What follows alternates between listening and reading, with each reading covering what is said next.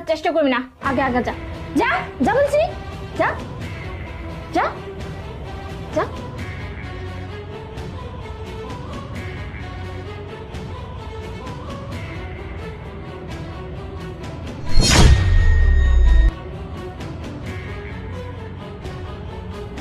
যা।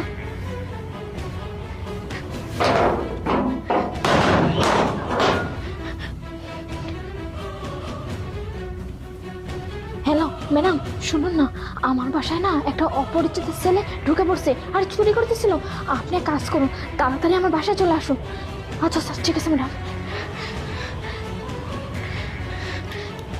কিরে, আরে রে কি হইলো?